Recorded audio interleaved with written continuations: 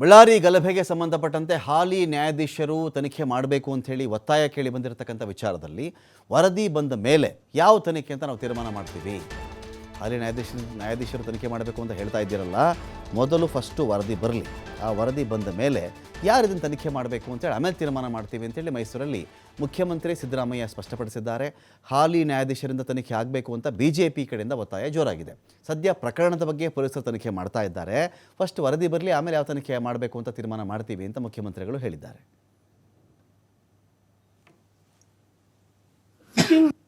ನಾನು ಪರಮೇಶ್ವರ್ ಜೊತೆ ಮಾತಾಡ್ತೀನಿ.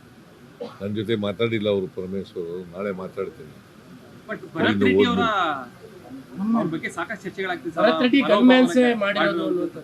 ಭರತ್ ರೆಡ್ಡಿ ಅವರು ಗನ್ಮ್ಯಾನ್ಗಳೇ ಮಾಡಿರುವಂತದ್ದು, ಶೂಟ್ ಮಾಡಿರುವಂತದ್ದು.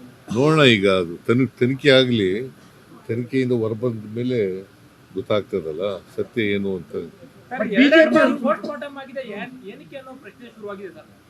ರಾಜಶೇಖರ್ ಅವ್ರದ್ದು ಎರಡೆರಡು ಬಾರಿ ಪೋಸ್ಟ್ ಮಾರ್ಟಮ್ ಮಾಡಿದ್ದಾರೆ, ಏನಕ್ಕೆ ಅಂತ ಪ್ರಶ್ನೆ ಎತ್ತಿದ್ದಾರೆ ಸರ್. ಈಗ ಗೊತ್ತಿಲ್ಲ ನನಗೆ, ಪೊಲೀಸ್ನವರು ಮಾಡ್ತಾ ಇದ್ದಾರೆ, ಅದನ್ನ ಗೊತ್ತಿಲ್ಲ. ಸಿಟ್ಟಿಂಗ್ ನ್ಯಾಯಾಧೀಶರಿಂದ ತನಿಖೆ ಆಗ್ಬೇಕು ಅನ್ನೋದು BJP ಒತ್ತಾಯ.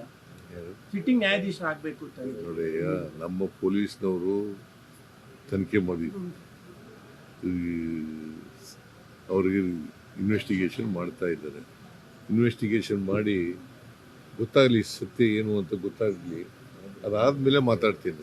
ನಾನು ಪರಮೇಶ್ವರ್ ಜೊತೆ